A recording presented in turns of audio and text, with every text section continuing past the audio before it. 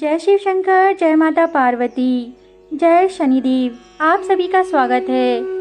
आप सभी को चैत्र मास की अमावस्या व्रत की बहुत बहुत शुभकामनाएं। चैत्र मास अमावस्या व्रत पर आज हम चैत्र मास अमावस्या व्रत कथा का पाठन करेंगे। हमारे द्वारा प्रस्तुत की गई धार्मिक कथा कहानियाँ अगर आपको पसंद आती हो तो अपना समर्थन अवश्य दें। चैत्र माह के कृष्ण पक्ष की अमावस्या को चैत्र अमावस्या के नाम से जाना जाता है। मान्यता है कि इस दिन व्रत करने से व्यक्ति के सारे कष्ट दूर हो जाते हैं। चैत्र माह की अमावस्या के दिन स्नान, दान और अन्य धार्मिक कार्य करने से शुभ फलों की प्राप्ति होती है। इस दिन पूर्वजों की पूजा का भी विधान है। मानता है कि चैत्र अमावस्या का व्रत करने से पितरों को मोक्ष की प्राप्ति होती है। चैत्र अमावस्या को शुभ कार्य और अनेक प्रकार के दोषों से मुक्ति पाने का मार्ग बताया गया है। इसलिए चैत्र अमावस्या के दिन पूजा अर्चना करने से पितृ प्रसन्न होने के साथ साथ शुभ फलों की प्राप्ति भी होती है। चैत्र माह अमावस्या के व्रत पर अब हम चैत्र मास अमावस्या व्रत कथा का पाठन करेंगे।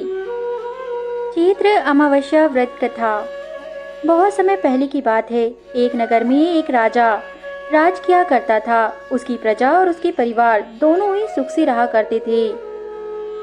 और राजा की रानी भी बहुत ही धार्मिक विचारों वाली महिला थी। राजमहल के ठीक सामने साहूकार की एक हवेली थी। रानी और राजा उस साहूकार की पत्नी और साहूकार के घनिष्ठ मित्र थे। तभी एक दिन हवेली से साहूकार की पत्नी की रोने की आवाज आई। इस पर रानी ने उससे कारण पूछा। तब राजा ने बताया कि साहूकार का पुत्र मर गया है। रानी ऐसे दुख से वंचित थी, इसलिए वो राजा से एक बार फिर पूछी कि ये दुख क्या होता है। इस पर राजा ने बोला कि जब तुम्हारा कोई बेटा मरेगा तब तुम्हें समझ आएगा। ऐसा सुनकर तुरंत रानी ने अपने बेटे को नीचे फेंक दिया, पर भगवान की कृपा से उसे कुछ भी नहीं हुआ। रानी ने फिर पूछा कि ये दुख क्या होता है। इस पर राजा ने रानी को जवाब देते हुए कहा कि जब पड़ोसी राज्य में युद्ध होगा और मैं उस युद्ध में अकेला जाऊंगा, इसके बाद जब तुम मेरे मरने का समाचार सुनोगी तब तुम्हें पता चलेगा कि दुख होता क्या है। यह सुनकर रानी चुप हो गई, परंतु दूसरे दिन ही राजा को युद्ध में जाना पड़ा और वह युद्ध जीतकर वापस आ गए।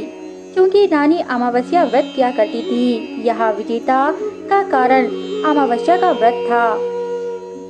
राजा को कुशल देखकर रानी ने पुनः सवाल करा कि यह दुख क्या होता है। इसके बाद राजा बोला कि जब हम गंगा माँ के दर्शन को जाएंगे तब मैं शायद गंगा में नदी में कूद जाऊंगा और हो सकता है वापस ना आऊं। तब तुम्हें पता चलेगा कि दुख होता क्या है। राजा और रानी की ऐसी ही वार्तालाप चल रही थी। उधर भगवान शंकर कैलाश पर्वत पर बैठकर सबको देख रहे थे और सुन रहे थे। और माता पार्वती से उन्होंने कहा कि आओ मैं तुम्हें सुखी आत्मा के दर्शन कराता हूँ।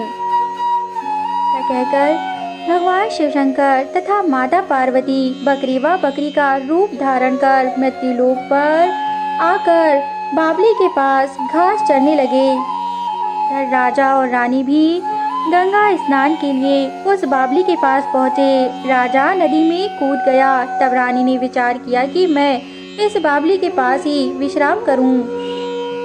ऐसे ही रानी बावली के पास विश्राम कर रही थी, तभी उसने बकरा और बकरी रूप धारण किए शिव शंकर माता पार्वती की बातों को ध्यान से सुना। भगवान शिव शंकर से माता पार्वती प्रश्न कर रही थी कि यह राजा तो अब नदी में कूद गया है, क्या यह वापस आ पाएगा?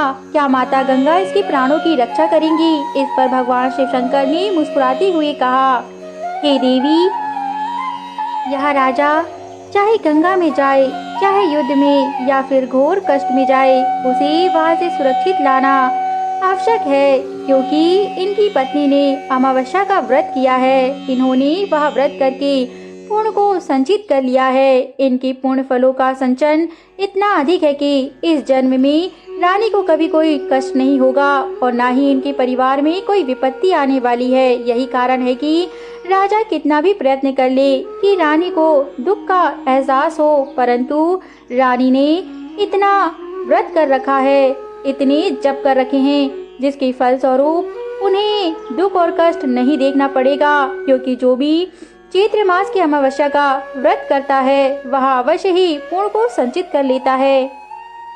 इस व्रत के प्रफल स्वरूप ही रानी को सुखी आत्मा की मैं पदवी दे रहा हूँ। यही कारण है कि मैं तुम्हें आज यह दृश्य दिखाने के लिए आया हूँ और हम मृत्युलोक पे बकरा व बकरी बनकर उपस्थित हुए हैं। यह सुन रानी का खुशी का ठिकाना ना रहा। रानी उत्साहित हो पड़ी और अपने पति को देखने के लिए नदी तट पर गई, जो कि राजा वहां पर साक्षात उपस्थित थे तथा उन्हें प्रसन्न देखकर वह भी प्रसन्न हुई। यहाँ माता पार्वती शिव शंकर भी अंतर ध्यान हो गए।